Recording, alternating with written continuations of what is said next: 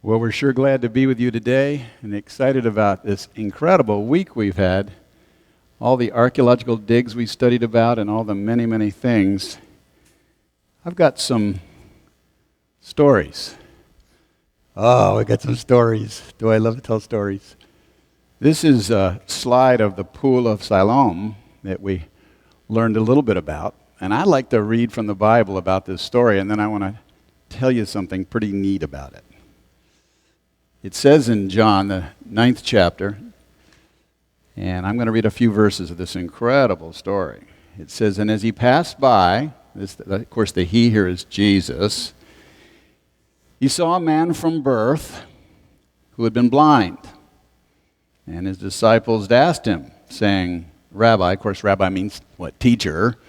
"Rabbi, who sinned, this man or his parents, that he should be born blind?" And Jesus answered, "It was neither that this man sinned nor his parents, but it was in order that the works of God might be displayed in him. We must work the works of him who sent me. As long as it is day, night is coming when no man can work. While I'm in the world, I'm the light of the world."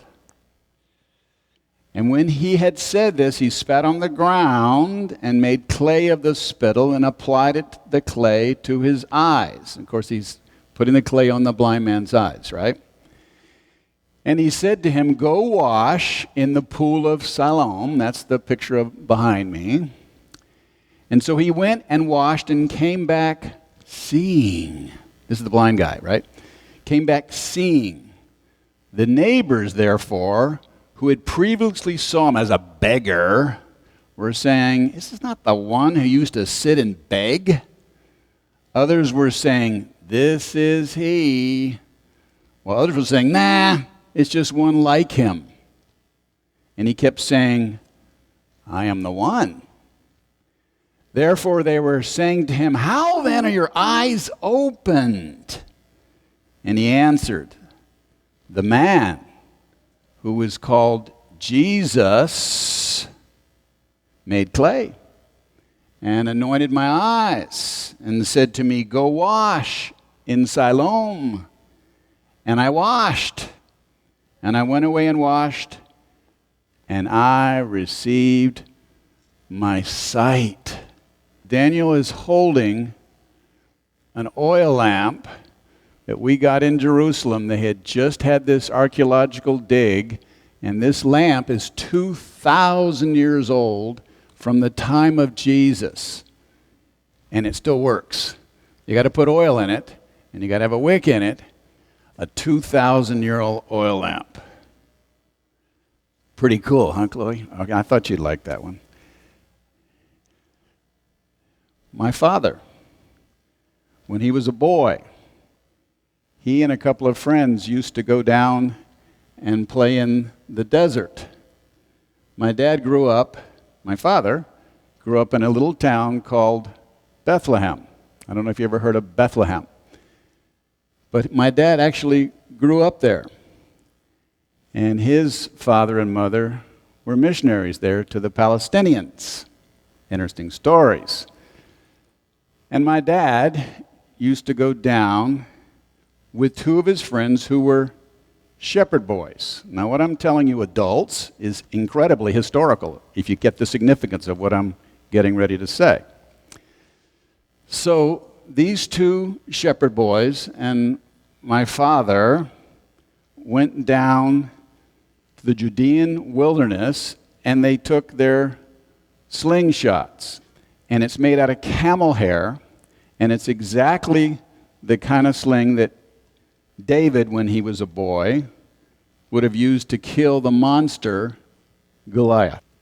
So, my dad took his slingshot that he got from Bethlehem, he and two of the shepherd boys, and went down into the valley, way away from Jerusalem, and there in a place called Qumran, they used their slingshots. And they stood up across the valley, and used their slingshots to shoot it across. This is true. To shoot it across. This is in the early 1940s. And they would shoot their slingshots across at the caves across the valley. My dad and his two shepherd boy friends. A little bit later, a couple years later, my dad left Israel. It wasn't called Israel at that time because it was still called Transjordan and Palestine. Nevertheless, it had always been Israel. But anyway, and he came back to the United States. But his two friends went down again to the valley, and one of them, they took their sheep down there, and one of them lost his sheep. And so the sheep went running right into the cave across the valley. And these shepherd boys couldn't reach their sheep, right? So they took their slingshots and shot them across the valley, trying to hit the caves where the sheep had gone in, and they heard a huge crash in the cave. Well, that made them interesting. They went on home, didn't think much about it, but the next day, my dad's two friends crawled down across the valley and went into the cave to see what had crashed. And what had crashed was a jar. And this is true. It was a jar, and they reached into the jar. You can guess what they found. A scroll. And they thought, that's pretty cool. Here's a scroll. And so they took that scroll back into Jerusalem, and they thought maybe it's worth something. And so that they went to a artifact dealer, and he gave them a bunch of money for it. $28. $28 for that scroll. And that included two other scrolls that they had found, because they had found a total of 3. And so they got $28 for all 3 of them. And it turns out that my dad's two friends had discovered the Dead Sea Scrolls, which are probably, undoubtedly, the most rare and unusual archaeological artifacts ever discovered in history, because almost a whole lot, a huge amount of the Bible were on those scrolls. Now I want to read you another Bible verse. Are you ready? I'm going to read you about the Lord Jesus again, and this is the first time he ever spoke in the synagogue. That was like their church back then. But anyway, in the synagogue. And what do you suppose he read from? Well, let's see. I'm reading from Luke 4, and I'm going to read from verse 16 and a little bit more. You ready? You ready? And he came to Nazareth, where he had been brought up. This is, of course, Jesus. And as was his custom, he entered the synagogue on the Sabbath. That was Saturday, but that's when they would always worship, not on Sunday. And he stood up to read. And he took the scroll of the prophet Isaiah, and he handed it to him, and he opened the scroll, and he found the place where it was written. This is Jesus reading from the scroll, right? The Spirit of the Lord is upon me, because he anointed me to preach the gospel to the poor. And he has sent me to proclaim release to the captives, and recovery to the sight and the blind, and to set free those who are downtrodden,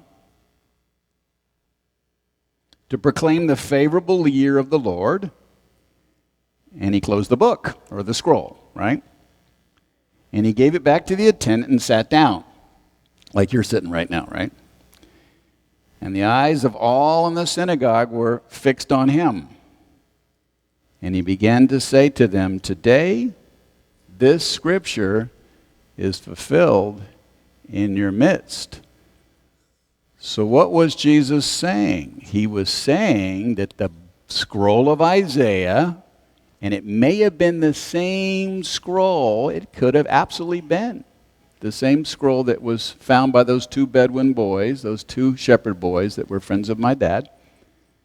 And he was reading from it, and he was saying that he was the one that was going to help blind people to see, raise up the dead, and ultimately die for us if we accept him.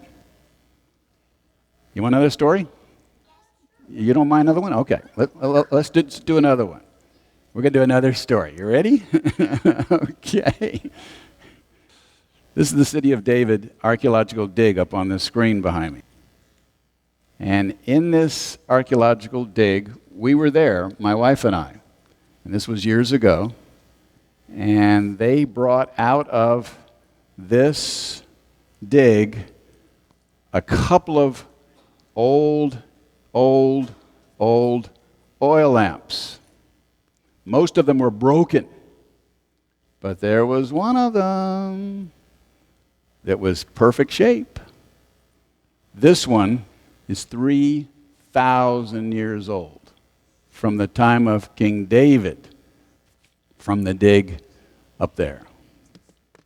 It's only been lit twice since it was buried 3,000 years ago. And it still works. Look at that. Here's the last story. Okay, it was late at night, real late at night, and we were in Jerusalem. And this picture up here behind me is the Western Wall. And they had just opened up a brand new archaeological dig. And what they had done is they had started to dig down underneath the Western Wall. And my wife and I were there, Mrs. Freed, and with about 10, 15 other world leaders from denominations. And we got invited to be the first people, some of the first people to ever go down this passageway. And so we walked down underneath this passageway, down, down, down. Now, what you're seeing up on this screen is after they cleaned it up. But we were crawling down there. And the water was dripping above us onto my poor wife's hair. And it was dirty. But there were 4 gigantic stones down there. And we asked our guide, who was a captain in the Israeli army, we said, what are these huge stones way down underneath all this rubble? And he said, we think they are from the time of Solomon. So we were able to touch the first temple stones.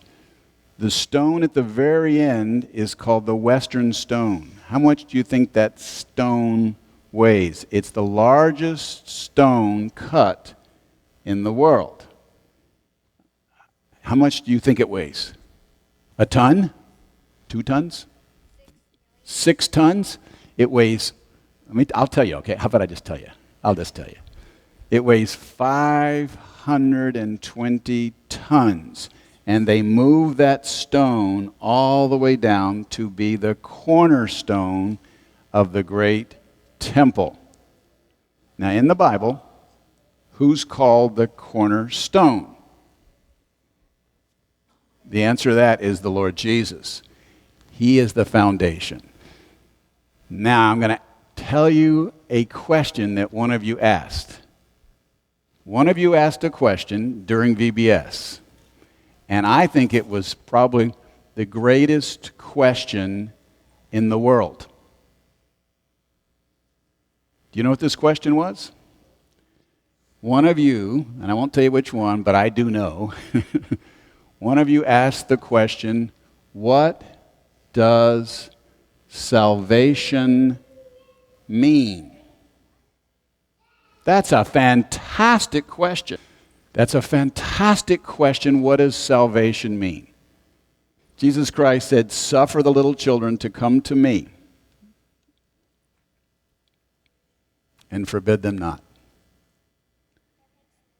I'm going to ask you a question, and I don't want you to answer out loud, but have you ever asked Jesus, don't answer out loud, just think in your own head and heart, have you ever asked Jesus into your heart to be your Savior? Have you ever asked Him to be your Lord? Now what I'm going to do is I'm going to pray, and I'm going to give your mothers and fathers a chance to respond. I'm not going to embarrass them, I guarantee you, but I'm going to give them a chance to respond, and I'm going to give you a chance to respond, okay? So we're going to pray, and you're going to listen, right? Ready to pray? You ready to pray? Is your mom and dad ready to pray? Let's pray together. Let's close our eyes, and let's pray. Are we ready? Here we go. Let's everybody pray together. Lord Jesus, we thank you for this wonderful day. We ask you to bless us as we talk about you, Lord Jesus. And now if there's anyone in this room that's never asked Jesus into their heart and never said in their own heart that they need him really bad, I'm going to give you a chance to pray with me this prayer. So pray this prayer if you've never had a chance to ask Jesus into your heart, okay? You ready? We're going to pray it. Just pray it in your own heart. Lord Jesus, I really do love you and need you. And I ask you to forgive me for all the things I've done wrong. And I want you to be my Savior, and I want to walk with you for the rest of my life. Now, with nobody looking around, don't open your eyes, with nobody looking around, if any mom or dad or aunt or uncle or any of you children prayed that prayer in your heart, put your hand up. Anybody? 1, 2, 3, 4, 5, 6, 7, 8, 9, 10, 11, 12 children. Okay, let's all close our eyes. Lord, thank you for this day. We thank you for Vacation Bible School. And we thank you that you are the light of the world. In Jesus' name, amen.